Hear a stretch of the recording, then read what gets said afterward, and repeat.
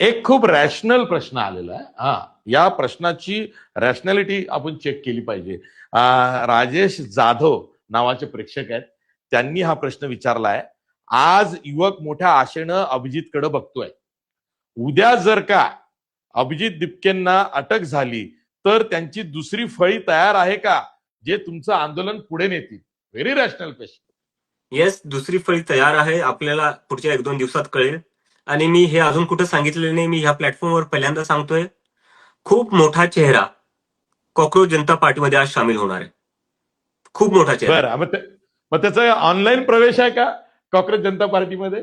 त्यांचा फक्त ऑनलाईन प्रवेश नाहीये, ते आमच्या सोबत 6 बरं. तारखेला येणार पण आहेत. बर, ओके. खूप मोठा चेहरा आहे. राजकारणातलाच आहे की राजकारणाच्या नाही, बाहेर? राजकारणातला नाहीये, पण बरं, शिक्षणाच्या जगातला राजकारणाबाहेरचा खूप मोठा चेहरा आहे. शिक्षणाच्या जगातला मोठा चेहरा आहे, जो कॉक्रोच जनता पार्टी जॉईन करणारा पहिला बाहेरचा व्यक्ती असेल, राईट? Yes, yes. आणि 6 जूनला त्याचा पक्षप्रवेश कॉक्रोच जनता पार्टीमध्ये Yes. होईल, right? This is Yes. Breaking news. Yes. Yes. या ब्रेकिंग न्यूजच्या जमान्यामध्ये आणि व्हायरलच्या जमान्यामध्ये तू तुझी पार्टी ऑनलाईन फ्लोट केलेली आहे आणि तिला आंदोलनाचं स्वरूप तू आणू पाहतोय.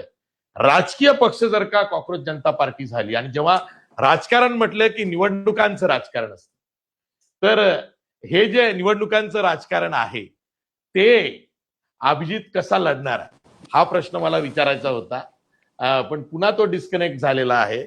म्हणजे यावरनं एक लक्षात आलेलं आहे, केवळ भारतात आणि महाराष्ट्रातच हा इंटरनेटचा इश्यू नाही आहे, तर अमेरिकेत सुद्धा इंटरनेट कनेक्टिव्हिटी हा विषय आहे. सो यस, अभिजित पुन्हा जॉईन झालेला आहे. अभिजित, कॉक्रोच जनता पार्टी इलेक्शन कमिशन मध्ये नोंदवून निवडणुकांचं राजकारण, पॉलिटिक्स ऑफ इलेक्शन्स करण्याचा काही मानस आहे का?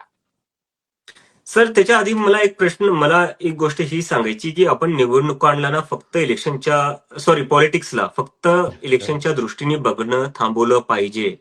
आपण as a citizen, as a voter सगळ्यात मोठी चुकी हीच करतो की आपल्यासाठी पॉलिटिक्स हे फक्त 5 वर्षातून एकदा वोट देण्यापुरतं झालेलं आहे.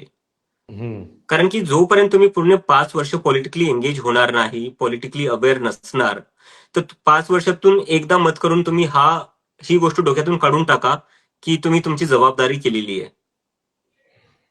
The moment you stop engaging with politics is the moment when the politicians stop being accountable.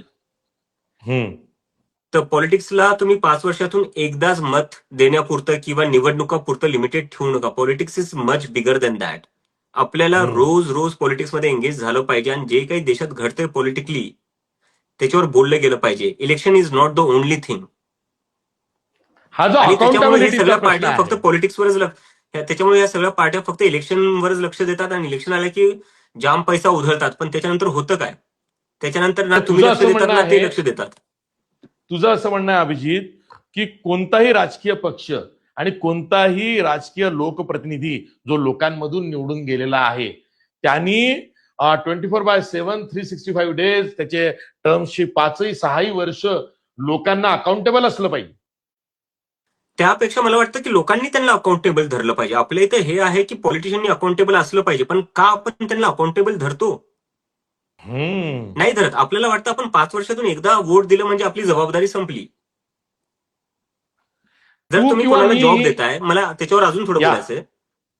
जर तुम्ही कोणाला जॉब देताय, तुमची एखादी कंपनी आहे, तुम्ही कोणाला जॉब देताय, तुम्ही फक्त त्याला जॉब दिल्यावर तुमचं काम संपलं असं झालं का? तो जॉबवर बरोबर वेळेवर येतोय की नाही, तो बरोबर टास्क जे त्याला रोज भेटतायत, कंपनीला त्याचा फायदा होतोय की नाही, is he a good employee, हे आपण बघतो की नाही? का फक्त नुसतं जॉब देऊन आपण मोकळं होऊन जातो की नाही बाबा आता जॉब दिला, आता माझी जिम्मेदारी संपली. एक कंपनीचा मालक म्हणून तुमची जबाबदारी आहे ना की जो कोणी जॉब करतोय तो बरोबर जॉब करतोय की नाही. तसंच लोकशाहीचे मालक ही जनता असती. त्या जनतेला बघावं लागेल आणि त्यांना हिशोब मागावं लागेल की तुम्ही आमच्यासोबत बरोबर काम करतायत की नाही. नुसतं वोट देऊन नाही चालत.